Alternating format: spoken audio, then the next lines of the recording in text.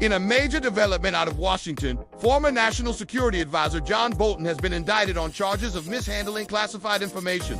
This case is sending ripples through the political world, raising critical questions about how government secrets are protected after high-ranking officials leave their posts. The story has captured national attention, and today we were breaking down what you need to know about one of the most significant legal battles involving a former senior U.S. official in recent memory.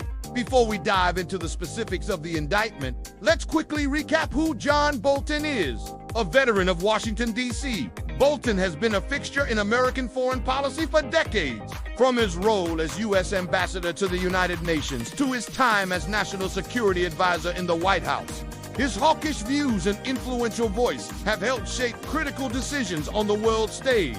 His long career has placed him at the center of American power, making him a key player in international diplomacy and security. So, what exactly are the charges?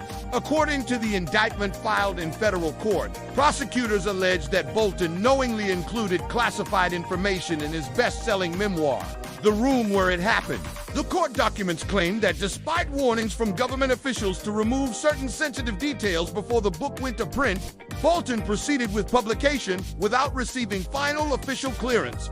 This has led to the current charges, which focus on the unauthorized disclosure of national defense information. In response to these allegations, John Bolton has pleaded not guilty. His legal team argues that he diligently followed the standard pre-publication review process and that the dispute boils down to a difference of opinion over what constitutes classified material, not an intentional act of wrongdoing. Bolton himself maintains that he acted within the law and that his book is a truthful account of his experiences serving at the highest levels of government. His defense insists this is a matter of interpretation, not a deliberate breach of national security. This case is more than just a legal fight over a book. It highlights a fundamental tension in a democracy: the delicate balance between the public's right to know and the government's need to protect national security.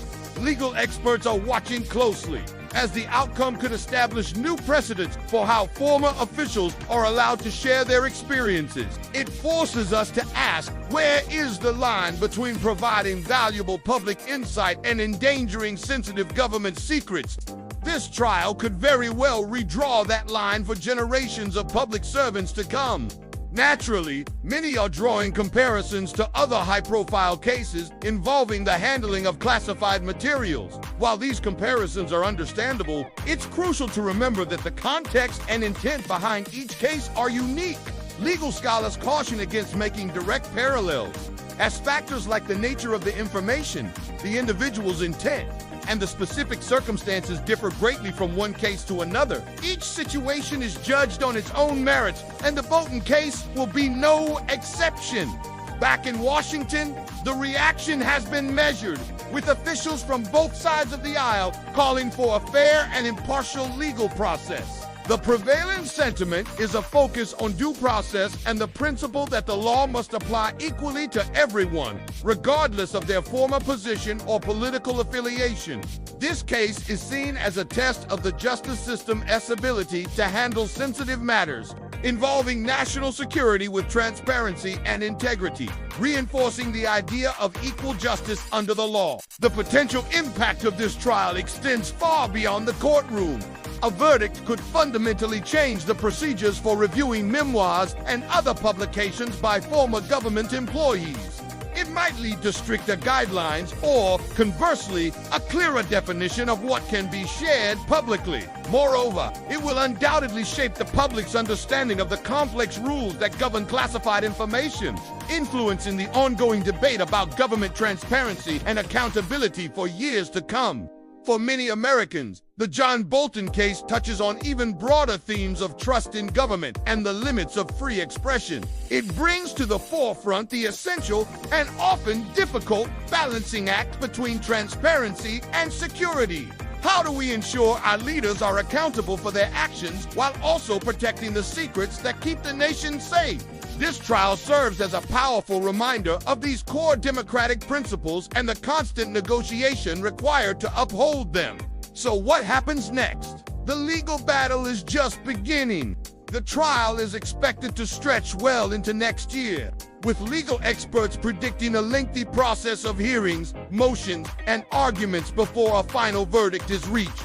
In the meantime, John Bolton remains free under standard pretrial conditions, all while maintaining his innocence. The road ahead is long, and the world will be watching as this complex case unfolds. The indictment of John Bolton isn't just another headline. It's a landmark case that could redefine the relationship between public service, free speech, and national security in the United States. We will continue to follow this story closely, committed to bringing you balanced and verified updates as they happen. Thanks for watching. If you found this breakdown helpful, please hit that like button and subscribe to our channel for more in-depth analysis on global news and events. We'll see you in the next video.